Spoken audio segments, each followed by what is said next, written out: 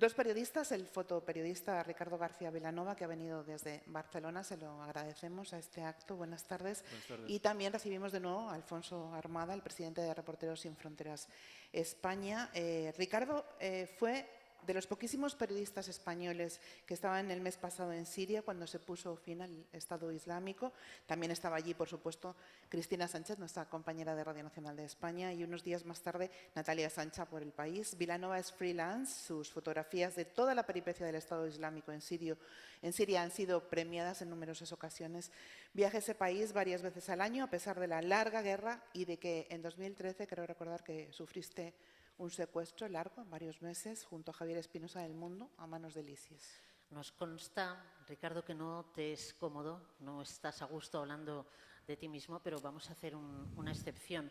Tú estabas allí el mes pasado, lo comentaba Lara, cuando la caída del Estado Islámico, eras de los pocos periodistas, porque hoy son pocos los medios de España y de otros países que deciden enviar a sus profesionales a cubrir ese tipo de información.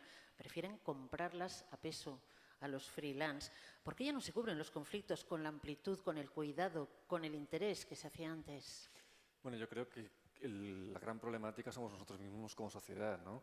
El tema es que si nosotros reivindicáramos una información como la que antes, de antaño se tenía, seguramente todo el contexto que hay ahora sería diferente, ¿no? Pero al final no nos olvidemos, lamentablemente, que los medios responden, pues, básicamente, muchos de ellos a intereses ideológicos, políticos o económicos, y eso es así.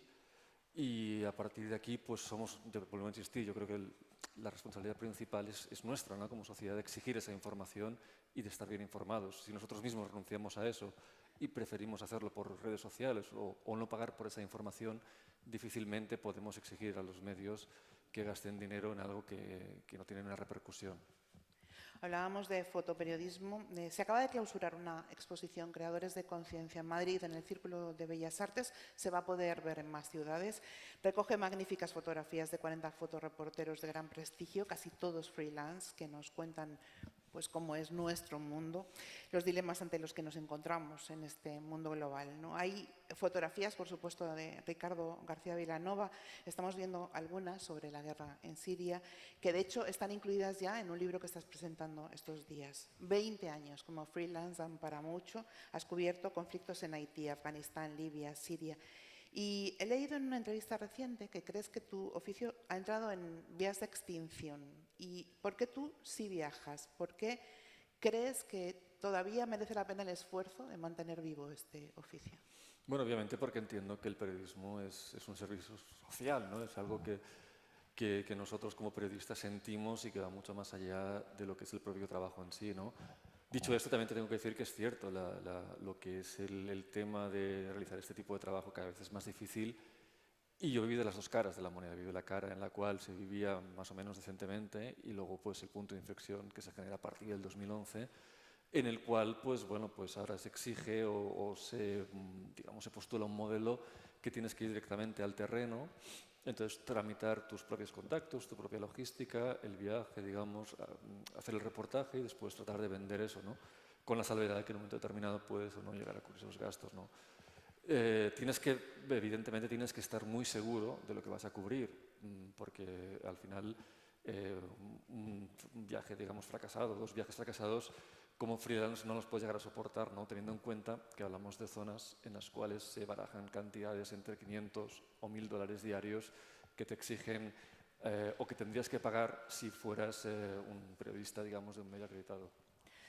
Es importante saber en qué condiciones se trabaja en esos lugares. Lo sabe también de primera mano Alfonso Armada, porque él ha hecho ese periodismo que se está perdiendo, el que se hace en el lugar del conflicto. Alfonso, estuviste en las guerras balcánicas, en el genocidio de Ruanda, en otros lugares muy arriesgados, pero donde había que estar cuando los medios sí apostaban por la figura del enviado especial. ¿Por qué se está abandonando esa figura? ¿Por razones económicas? ¿Hay algo más que no se dice? La verdad es que me gustaría recordar lo que dijo recientemente el filósofo alemán Marcus Gabriel. Dijo que se extiende la idea errónea de que no podemos conocer la realidad.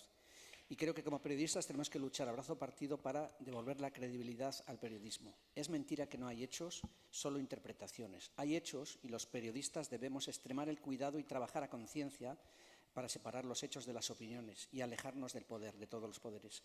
Los líderes, que llaman a los periodistas enemigos del pueblo, son líderes populistas que ofrecen falsas soluciones simples a problemas complejos y para eso esgrimen el miedo al otro y el odio como herramienta política.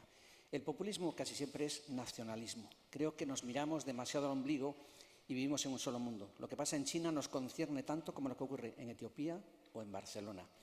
Por eso creo que no hay que cerrar los ojos a ese mundo internacional, no tengamos miedo y creemos en Reporteros Sin Fronteras que el periodismo es tan importante como el pan. La prensa libre y crítica es la verdadera levadura del periodismo. Oye, Alfonso Armada, además de ese abandono de escenarios donde pasan las cosas que influyen decisivamente en la vida del planeta entero después, hay otro problema que yo no sé si llamar desidia o qué calificativo ponerle, esas noticias que no son noticias, esas informaciones que no son información, que están llenas de publicidad encubierta, reportajes hinchados, falsos. Bueno, el escándalo de la revista alemana Der Spiegel, ¿no?, donde el reportero estrella resulta que publicaba una y otra vez historias que eran inventadas sin control profesional.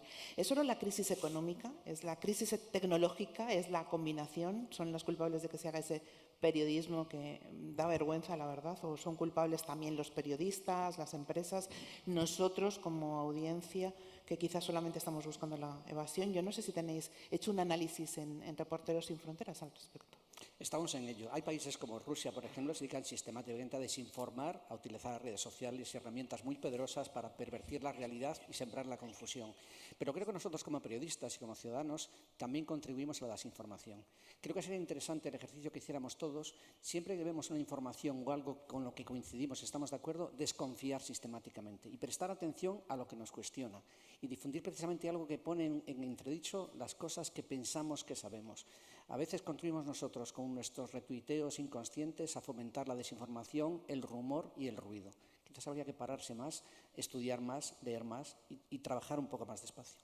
Ricardo, cuando una persona arriesga tanto para que la gente esté bien informada, ¿qué sensación le produce el ver que ahora se consume esa información falsa, esa desinformación que circula tan rápidamente y que cala tanto? Bueno, es lamentable, ¿no?, que justamente suceda esto, ya no por el hecho de las personas que van a este tipo de sitios y, como tú dices, arriesgan para que esta información llegue, sino por las propias historias de las propias personas, ¿no?, que es una falta de respeto que gente que está sufriendo y que vive esos conflictos en primera persona pues tengan esa desatención a nivel internacional, ¿no?, y que estén condicionados por una agenda que va mucho más allá de lo que exige la sociedad. Pues muchísimas gracias a los dos, a Ricardo, a Alfonso.